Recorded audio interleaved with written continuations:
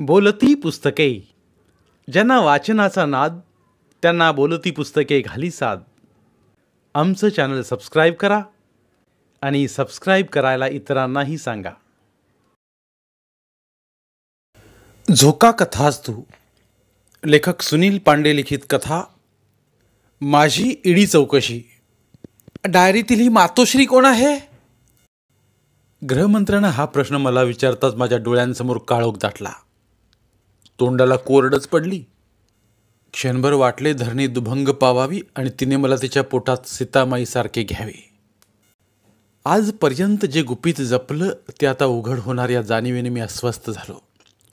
मला गप्प पाहून गृहमंत्र्याने आवाज चढवला आणि मला पुन्हा प्रश्न केला. मी काय विचारले? ही मातोश्री कोण आहे आणि तिला एवढे गिफ्ट आणि पैसे देण्याचे प्रयोजन काय? कोणीतरी आपल्या कानात गरम लावारस ओततो आहे असं मला वाटलं. देवा, तूच आता मला वाचवू शकतोस रे. माझ्या छातीत बारीक कळ आल्याचं नाट्य करत मी डाव्या हृदयावर हात ठेवत आणि तोंड वेडं वाकडं करत ऐगो असं किंचाळून जमिनीवर आडवा झालो. मला वाटलं गृहमंत्री साहेबांवर याचा काही परिणाम होईल, पण नाही. गृहमंत्री साहेब अगदी दगडाच्या हृदयाचे पाषाण हृदयी होते. गृहमंत्री माझ्यावर डापरत म्हणाले, आज तुमची कोणतीच चलाकी चालणार नाही माझ्यापुढे.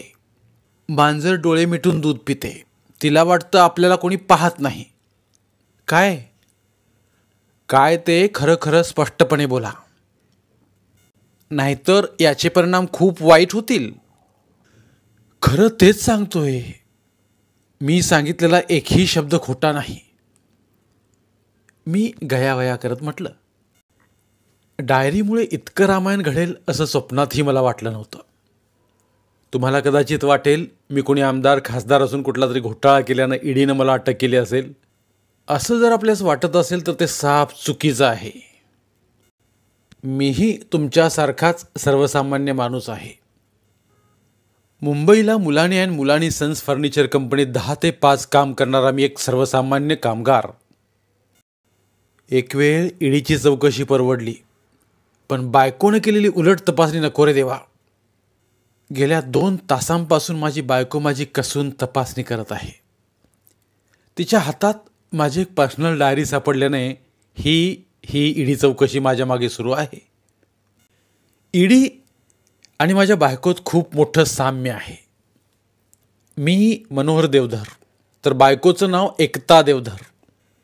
इंग्रजी अक्षर घेतलं तर बायकोचं एकता नावातील ई इंग्रजी अक्षर आणि देवधर आडनावातील डी हे अक्षर घेतलं तर काय होतं? ईडी. एकूणच काय तर सकाळपासून ईडी माझ्या मागे लागली आहे. मला डायरी लिहिण्याचा छंद. मी डायरी लिहितो म्हणजे आज काय घडलं आणि काय काय घडलं या गोष्टीची रोजनिशी नाही, फक्त जमा खर्चाचा हिशोब लिहायचा. कुणाला मी उसने पैसे दिले, कुणाकडून मी उसने पैसे घेतले, कुणाची उधारी वगैरे असेल त्याची बारीक सारीक नोंद माझ्या डायरीत मी त्या दिवशी करत असतो. गेल्या अनेक दिवसांपासून ही माझी सवय आहे. भविष्यात डायरीमुळे मी कधी अडचणीत येईल असं जर मला आधीच कळलं असतं तर हा मूर्खपणा मी केलाच नसता. आता विचार करण्यात काहीच अर्थ नव्हता. पण मी तसा सहजासहजी हार मानणाऱ्यांपैकी नव्हतो. आली अंगावर घेतलं शिंगावर, हा तर माझा बाना. मला लाटण्याचा धाक दाखवत ईडी अर्थात बायकोनं मला विचारलं, डायरीतील ही मातोश्री कोण आहे? अगं तुला किती वेळा समजून सांगू, ही मातोश्री प्रत्यक्ष माझी आई अर्थातच तुझ्या सासूबाई आहेत. मी स्पष्टीकरण दिलं. आईंसाठी इतका खर्च? बायकोनं जरा मला आश्चर्यानंच आणि संशयानं विचारलं. अगं आईसाठी तर खर्च केला ना, त्यात एवढं आश्चर्य वाटण्याचं काय कारण? मी बायकोला जरा उलट प्रश्न केला. डायरीत पाहत बायको मला म्हणाली, आपल्या मातोश्रीनं 25,000चा मोबाईल घेऊन दिला तुम्ही? हो दिला. इतक्या महागड्या मोबाईलची काय गरज होती सासूबाईंना? 1,000-2,000 रुपयांनाही आजकाल मोबाईल मिळतो म्हणे. बायकोनं मला जरा रागानंच म्हटलं, हो माहीत आहे मला. मी मग इतके पैसे खर्च करायची काय गरज होती? मला नवीन मोबाईल घेऊन द्या म्हणून इतके दिवस तुमच्या मागे लागले मी, तर ऐकून न ऐकल्यासारखं केलं तुम्ही. अगं, सध्या जमाना स्मार्टफोनचा आहे. साध्या बटनाच्या मोबाईलला कोण विचारतोय? मी म्हटलं. बायकोच्या हातात पण स्मार्टफोन हवा असं नाही वाटलं कधी तुम्हाला? बायको रागानंच म्हणाली. वाटतं ग. या दिवाळीला नक्की तुला नवीन मोबाईल घेऊन देईन बरं का.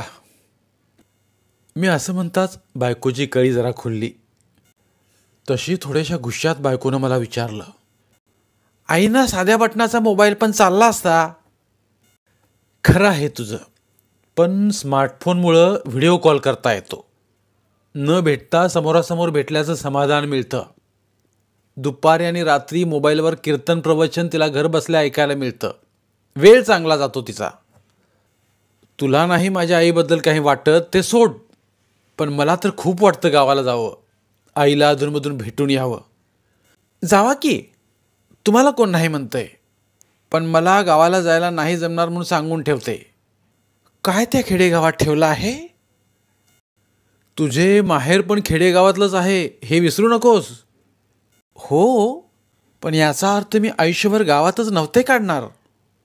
तुम्ही मुंबईला नोकरीला आहे हे पाहूनच मी तुमच्याशी लग्न केलंय.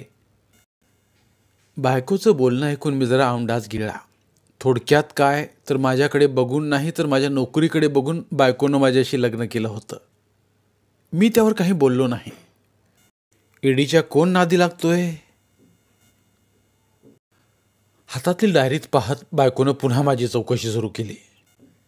मातोश्रींना 2000चं घड्याळ घेऊन दिलं? बायकोनं माझ्याकडे कटाक्ष टाकला. मी नजर वळवली. सासूबाई कधीपासून 2,000चे घड्याळ हातात घालून फिरायला लागले? हातात नाही ग, मी चूक दुरुस्त करत म्हटलं. मग भिंतीवरील घड्याळ दिलं? इतक्या महागाचं? बायको. हो अगं, चांगले टोल देणारं घड्याळ घेऊन दिले आईला. टोलचे? बायकोनं जरा आश्चर्यानं विचारलं. हो अगं, तुला सांगतो, आजकाल गावाकडचे कोंबडे पण इतके आळशी झालेत ना की पहाटे लवकर बांगच देत नाहीत. आपल्या माणसांसारखं रात्री उशिरा झोपतात आणि सकाळी पण उशिरा उठतात. मी स्पष्टीकरण दिलं. तेवढं मात्र खरं आहे. बायकोनं डायरीत पाहत मला प्रश्न केला. मातोश्रींना पैठण दिली? मी बायकोची पुन्हा नजर चुकवली. हा काय प्रकार आहे? मला इतक्या वर्षात साधी पैठणी घ्यायला तुम्हाला जमली नाही आणि आईसाठी पैठणी? आईची खूप इच्छा होती पैठणी नेसायची, पण कधी जमलं नाही परिस्थितीमुळं. मी ठरवलं नोकरीला लागल्यावर आईला पैठणी साडी घ्यायची. घेतली. आता परिस्थिती आहे माझी. नोकरीला लागून इतक्या वर्षांनी घेतली आईला साडी. मग मला कधी बोलला नाहीत ते? अगं, मागच्या दिवाळीला गावी गेलो होतो ना तेव्हाच घेतली. तुला सांगायचंच विसरलो मी. मी म्हटलं. बायको गप्प झाली. मी खुर्चीवरून उठत बायकोला म्हणालो. झाली का तुझी चौकशी सगळी? थांबा, माझे प्रश्न अजून संपले नाहीत. बायको डायरीतील पाने चाळत मला दम देत म्हणाली. मी पुन्हा खुर्चीवर नाईलाजानं बसलो. डायरीतील एका पानावरील मजकूर वाचून बायकोचे डोळे आश्चर्याने विस्पारले. ते पाहून मला तर धडकीच भरली. हिनं आता आणि काय वाचलं? काय ग, काय झालं? मी स्वतःहूनच तिला विचारलं. मातोश्रीला 2 लाख रुपये दिलेत? हा काय प्रकार आहे? म्हणजे? मी काही न समजून विचारलं. तेच तर तुम्हाला विचारते मी. सासूबाईंना तुम्ही 2 लाख रुपये दिलेत? अगं, तुला तर माहीत आहे गावाकडचं आपलं घर पावसाळ्यात किती गळतं. पत्रे पण किती जुने झाले आहेत. घर दुरुस्तीसाठी मीच मध्यंतरी पैसे दिले आईला. मी स्पष्टीकरण दिलं. तुमची तर अगदी कमाल आहे. एका शब्दानंही तुम्ही मला साधं सांगितलं नाही. त्यात काय सांगायचं, मुलगा म्हणून माझं कर्तव्यच होतं ना ते. आता तुझ्या लहान बहिणीच्या लग्नाला मी घरचं लग्न समजून इतकी मदत केली. मागे तुझी आई दवाखान्यात ॲडमिट असताना दवाखान्याचा सगळा खर्च केला. ते काही माझ्या आईला विचारून केलं नाही. मी बायकोला असं म्हणताच बायको गप्प झाली. हातातील डायरी बंद करून टेबलावर ठेवत बायको मला म्हणाली, मी आपलं सहज विचारलं, इतकं रागवायला काय झालं? बायको नमतं घेत म्हणाली, अगं मी रागावलो नाही काही. तसंही डायरीत काही आक्षेपार्ह तुला काही आढळलं का? मी बायकोला विचारलं. नाही. अगं जमा खर्चाची ती डायरी, दुसरं काय असणार त्यात? तसंही दुसऱ्याची खाजगी पत्रे आणि डायऱ्या अशा कोणी वाचू नयेत बरं का. मी कोणी परकी आहे का? नाही ग. मग बाकी तुमच्या तपास चौकशीचा निकाल काय लागला ते तरी सांगा न्यायाधीश महाराज आम्हाला. मी हसत हसत म्हटलं, कोर्ट असा निकाल देते की सदर डायरी तपास यंत्रणेला काही हाती न लागल्यामुळे हे कोर्ट श्री मनोहर देवधर यांची निर्दोष सुटका करत आहे. आणि झाल्या प्रकाराबद्दल कोर्ट तपास यंत्रणेस सक्त ताकीद देत आहे की यापुढे अशा प्रकारची चूक भविष्यात त्यांच्याकडून होऊ नये. बायकोनं आपला निकाल ऐकवला. मीही टाळ्या वाजवून आनंद व्यक्त केला. बायको माझ्याकडे कौतुकाने पाहत म्हणाली, सॉरी हां, मी उगाच राईचा पर्वत केला. थांबा, तुमच्या आवडीचे मस्त गरमागरम कांदे भजी करते. वाह, करा करा, तोपर्यंत मी कोपऱ्यावरून पेपर घेऊन येतो. असे म्हणत मी इडीच्या तावडीतून शीळ घालत घालत घराबाहेर पडलो. एकूणच झाल्या प्रकारावरून मी किती मातृभक्त आहे आणि माझी बायको किती संशयी आहे असे आपणास वाटले असेल तर तो आपला गैरसमज आहे. जरा थांबा.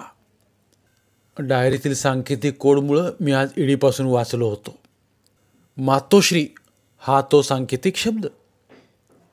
मातोश्री, त्या शब्दावर मी मनोमन हसलो. मातोश्री अर्थात माया तोडकर. ही माया तोडकर आमच्या कोकणातील श्रीवर्धनची, म्हणून मातोश्री. माया तोडकर नुकतीच वर्षापूर्वी आमच्या ऑफिसला जॉईन झाली होती. तीही नेमकी माझ्याच अकाउंट सेक्शनला. पोरगी एकदम बिनधास्त पण मर्यादाशील. ती फार संस्कारी होती. स्वभाव तिचा एकदम मनमोकळा. हसली तरी हिमनग वितळेल. दिसायला सुंदरच होती. हसताना गालावर छान खळी पडायची. तिची माझी छान मैत्री होती. दुपारी लंचला आम्ही दोघेजण जेवायला बसायचो. तिच्या हातात अन्नपूर्णा होती. रोज नवनवीन पदार्थ तिच्या डब्याला असायचे आणि ती मग आग्रह करून मला खाऊ घालायची. आमची तशी निखळ मैत्री होती. मला जशी मैत्रीण हवी होती तशीच ती होती. तिचा नवा मोबाईल लोकल ट्रेनमध्ये कोणीतरी मारला. बिचारी एवढंसं तोंड करून मला रडत रडत सांगत होती. तिचे अश्रू मला काही पाहवले नाहीत. मीच तिला मग नवीन मोबाईल घेऊन दिला. पण ती फार स्वाभिमानी. दिवाळीला बोनस मिळाला की तुमचे पैसे देते असं मला म्हणाली. तेव्हा कुठे तिने मोबाईल घेतला. दिवाळीत बोनस मिळाला आणि न सांगता तिने 25,000 मला देऊन टाकले. पण फार व्यवहारी पोरगी, फार. मी सुरुवातीला पैसे घ्यायला काकू केली, पण मला सरळ म्हणाली, आपली मैत्री वेगळी आणि व्यवहार वेगळा. मैत्रीत व्यवहार नको. काय बोलणार तिच्यापुढे मी. मला पैसे घ्यावेच लागले. ती खरोखरच वेगळी होती. तिचं आणि माझं छान जमायचं. त्यात मी पण कोकणातील असल्यामुळे तिच्याशी माझे सूर चांगले जुळले होते. मी दिवे आगारचा, माया श्रीवर्धनची. अगदी जवळजवळच दोघांची गावं. मागच्या वाढदिवसाला मायाला मी घड्याळ गिफ्ट दिलं. ती आधी घेईनाच, पण मी जरा तिच्यावर खोटे खोटे रागावलो तेव्हा तिनं घड्याळ माझ्याकडून घेतलं. मग ऑफिसला ती ड्रेसमध्ये रोज यायची. एकदा लंचला जेवता जेवता तिला मी सहज म्हणालो, तू साडी का नाही वापरत? छान दिसेल ना साडीत. त्यावर माया अशी काही हसली की बाकी ऑफिसचा स्टाफ आमच्याकडे बघू लागला. मला क्षणभर कळेना की आपण चुकीचे तर काही बोललो नाही ना. मी मायाला म्हटलं, काय झालं माया? मी चुकीचं काही बोललो नाही ना? छे छे, बिलकुल नाही. मग तू हसलीस का? मी मायाला प्रश्न केला. सर, ड्रेसमध्येच मला जास्त कम्फर्टेबल वाटतं. ड्रेस कसा वापरायला सुटसुटीत. साडी घालून लोकलनं यायचं म्हटल्यावर जरा अवघडच काम आहे. त्यात साडी नेसण्यात वेळ पण जातो ना खूप. माया म्हणत होती ते बरोबर होतं म्हणा. आमची दोघांची छान मैत्री असली तरी माया मला आदराने ऑफिसात सरच म्हणायची. माया मला म्हणाली, कधीतरी सणाला घरी असल्यावर मी साडी घालते, पण मुंबईत आल्यापासून साडी वापरायचा प्रसंग फारसा आला नाही. माया मुंबईला आपल्या मामांच्या घरी राहत होती, त्यामुळं जागेचा प्रश्न तिचा मिटला होता. आमचं ऑफिस ठाण्याला, ती राहायला कल्याणला. रोज कल्याणवरून ती लोकलनं ऑफिसला यायची. ऑफिस कामासाठी मला एकदा पैठणला जावं लागलं. जाताना मला माया बोलता बोलता म्हणाली, पैठणला साड्या खूप छान मिळतात म्हणे. हो, पैठण खास पैठणीसाठीच फेमस आहे. मी पैठणला गेलो आणि खास तिच्यासाठी पैठणी घेऊन आलो. तिला तर पैठणी इतकी आवडली की काही विचारू नका. बोलता बोलता तिनं मला विचारलंही, वहिनींसाठी पण आणली ना साडी? हो हो, आणली तर. मी तिच्याशी खोटंच बोललो. आमच्या सौभाग्यवतीला कुठं आमची चॉईस पसंत पडणार. मागे पैठणला गेलो होतो तेव्हा बायकोसाठी चांगली पैठणी साडी आणली मी. तेव्हा साडी पाहून नाक उडवत बायको मला म्हणाली, साडीचा कलर इतका काही खास नाही. हा कलर मला उठून नाही दिसणार. बायकोनं सरळ मी आणलेली पैठणी तिच्या लहान बहिणीला देऊन टाकली. त्यामुळं बायकोला काही आणायच्या भानगडीत मी सहसा पडत नाही. सरळ तिला पैसे द्यायचे आणि सांगायचं, तुझ्या पसंतीनं तुला जे घ्यायचं ते घे.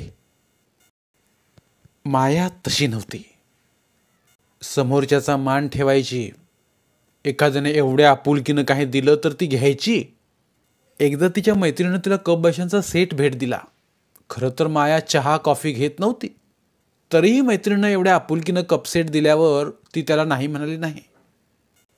समोरच्या माणसाच्या मनाचा आणि भावनांचा ती विचार करायची. कोकणात तिच्या वडिलांनी नुकतीच एक जागा घेतली होती. स्टॅम्प ड्युटीला 2 लाख रुपये कमी पडत होते. तिने बँकेत लोनसाठी अर्जही केला होता, पण लोन पास व्हायला 1.5 महिना जाणार होता. तिची अडचण लक्षात घेऊन मी तिला 2 लाख रुपयांची मदत केली. तुझे लोनचे काम झाले की मला पैसे परत दे, मी म्हणालो. बिचारी मी केलेली मदत पाहून इतकी हळवी झाली की तिच्या डोळ्यात पाणीच आलं. मी राहायला दादरला, माया कल्याणला, दोघं 2 टोकावर. आमचं ऑफिस ठाण्याला. मी एकदा बोलता बोलता मायाला म्हणालो, एकदा आमच्या घरी ये ना. घरी? कशाला? मायानं विचारलं. चहाला. चहा प्यायला खास दादरला? माया हसत म्हणाली, चहा पाण्याला म्हणजे जेवायलाच ये. त्यानिमित्तानं तुझी माझ्या बायकोची पण ओळख होईल. मी म्हटलं, हो, येईल नक्की. पण कधी? मी उत्सुकतेनं तिला विचारलं. येईल लवकरच जोडीने. ती पुन्हा खळखळून हसली. कोणीही तिच्या प्रेमात पडावं अशीच ती होती. कधी कधी माझ्या मनात यायचं, ही आपल्याला आधी का नाही भेटली? बस एवढंच. ती माझी फक्त मैत्रीण होती. मैत्रीच्या मर्यादा आम्ही कधीच ओलांडल्या नाहीत. मी व्यवहारी नव्हतो. डायरीत अशा बारीक सारीक गोष्टींची मी नोंद करायला नको होती. माझे वडील पण असेच होते. त्यांच्या हिशोबाच्या डायरीत अशाच अनेक बारीक सारीक गोष्टींची नोंद असायची. दूधवाल्याचे बिल, पेपरवाल्याचे बिल, गिरणीवाल्याची उधारी, किराणावाल्याची उधारी, आठवड्याचा बाजार, कुणाला कधी हात उसने पैसे दिले किंवा घेतले त्याची नोंद वडील वहीत करून ठेवायचे. तीच सवय मला पण लागलेली. कोपऱ्यावरून पेपर घेऊन घरी येताना पुढच्या महिन्यात गावाला जाताना मी मनातल्या मनात काय काय करायचं या गोष्टींची लिस्ट केली. आईला चांगला स्मार्टफोन घेऊन द्यायचा, आईला पैठणी घ्यायची, भिंतीवरील घड्याळ घ्यायचं, गावाकडील घर दुरुस्त करून घ्यायचंय. आज आपण मातोश्रीमुळं वाचलो, त्याच जन्मदात्या मातोश्रीसाठी आपण काहीतरी करायला हवं. ही ईडी पुन्हा कधी आपल्या मागं लागेल हे सांगता येणार नाही. आणि महत्त्वाचं म्हणजे आजपासून डायरीतील मातोश्री हे प्रकरण कायमचं बंद. धन्यवाद. पुन्हा भेटूया एका नवीन कथेसोबत. मराठीतील प्रतिभावंत लेखकांचं साहित्य, कथा, कादंबऱ्या ऐकण्यासाठी आमचं बोलती पुस्तके हे चॅनल सबस्क्राईब करा. आणि मराठी साहित्याचा प्रसार करण्यासाठी प्रत्येक मराठी माणसाला सबस्क्राईब करण्यासाठी आवाहन करा. आणि बोलती पुस्तके या साहित्य चळवळीत सहभागी व्हा. आपले पुन्हा एकदा धन्यवाद.